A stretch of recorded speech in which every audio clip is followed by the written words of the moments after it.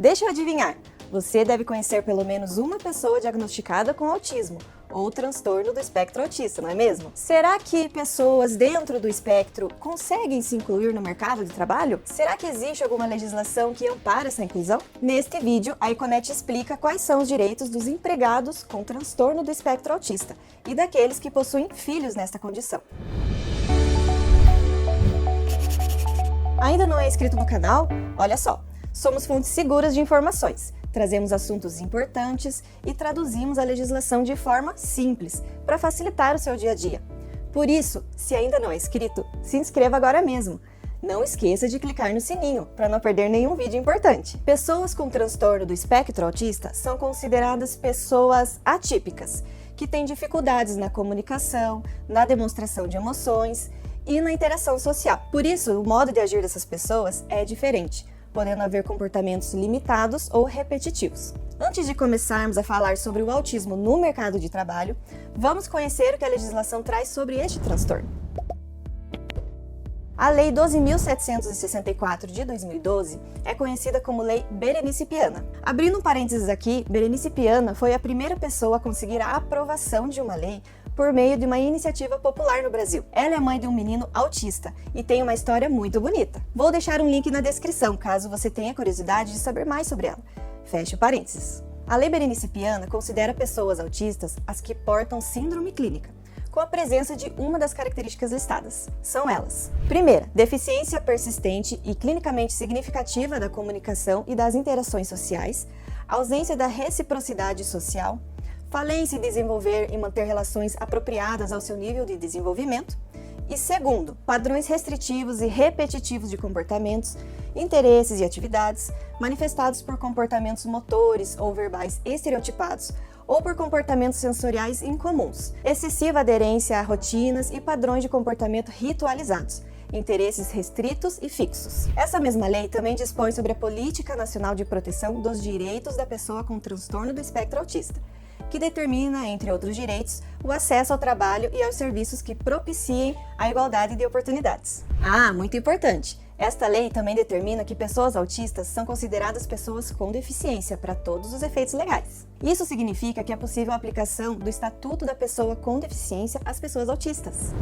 E a Lei Romeu Mion, você conhece? Ah, só conheço o Marcos Mion. Pois é, Romeu Mion é filho do apresentador de TV Marcos Mion. Você quis fazer graça, mas com essa você não contava, né? Seu pai lutou muito para a aprovação do projeto. Essa lei instituiu a Carteira de Identificação da Pessoa Autista. Eu explico. Essa carteira de identificação, denominada CIP-TEA, serve para deixar visível essa condição, facilitando os atendimentos prioritários e demais serviços de direito dos autistas. Vale lembrar que os autistas possuem os mesmos direitos garantidos a todas as pessoas do país. Eu já vou te explicar daqui a pouquinho qual é a importância dessa carteira no âmbito trabalhista.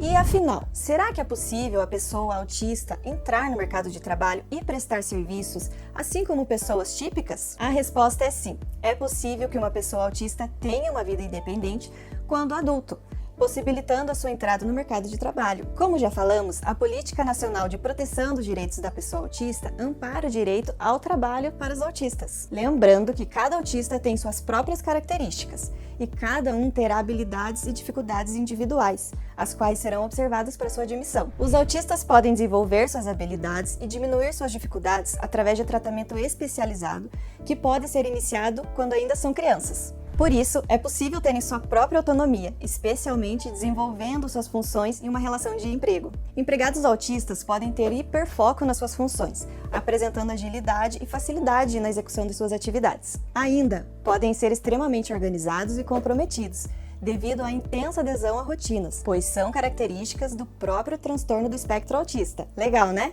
Ah, é válido o empregador considerar o regime de teletrabalho, o home office, nesses casos. Este regime é mais do que bem-vindo ao empregado autista, o qual pode ter sensibilidade ao barulho, ao meio social, ao ambiente diferente do qual está acostumado e demais fatores sensoriais. Agora que já ficou esclarecido que pessoas autistas podem trabalhar, assim como pessoas típicas, o que será que o empregador deve observar? Lembra que eu falei que a Lei Berenice Piana determina que pessoas com transtorno do espectro autista é considerada pessoa com deficiência para todos os efeitos legais? Então, Com isso, é possível que o empregador cumpra com a cota de empregados com deficiência, PCD, a que estiver obrigado. Vamos entender melhor. Empresas com 100 empregados ou mais são obrigadas a preencher de 2 a 5% dos seus cargos com beneficiários reabilitados ou pessoas com deficiência habilitadas proporcionais ao número de empregados. Sabem aquela carteira de identificação, a CIP-TEA? Ela poderá ser apresentada para comprovar ao empregador a natureza da deficiência no ato da admissão. Ela comprova a deficiência, já que para sua emissão é feita uma análise apurada dos laudos médicos que comprovam o diagnóstico. Além da carteira de identificação do autista, para fins de admissão como empregado, também deve ser apresentado um laudo médico, emitido preferencialmente por um neurologista, no qual conste, dentre outros dados relacionados ao diagnóstico desta pessoa, a expressa concordância do trabalhador para a divulgação do laudo à Auditoria Fiscal do Trabalho e ciência do seu enquadramento na reserva legal. Ainda, empregados autistas podem ter gratuidade em transporte público coletivo, dependendo da lei municipal ou estadual. Assim, pode ser que o empregado que está prestes a ser admitido já tenha esse credenciamento. Desta forma, o empregador deve verificar se caberá ou não a concessão do Vale Transporte. Mas eu repito, essa questão só se aplica se no seu município ou estado houver legislação própria determinando a gratuidade, ok? Mais uma novidade que talvez você ainda não conheça. O empregador poderá fazer uso do programa Emprega Mais Mulheres, destinado à inserção e à manutenção das trabalhadoras no mercado e flexibilizar o trabalho para determinados empregados. Este programa concede um selo de reconhecimento pelas boas práticas dos empregadores que fazem a sua aplicação. Tá, Elo, e o que isso tem a ver com as pessoas autistas? Pois então, dentre outras medidas que essa lei dispõe, uma delas é a flexibilização do trabalho por mútuo acordo entre empregador e empregados, tanto mulheres quanto homens que têm filhos com deficiência, independentemente da idade. Ou seja, empregados em geral que tenham filhos autistas estão inclusos aqui.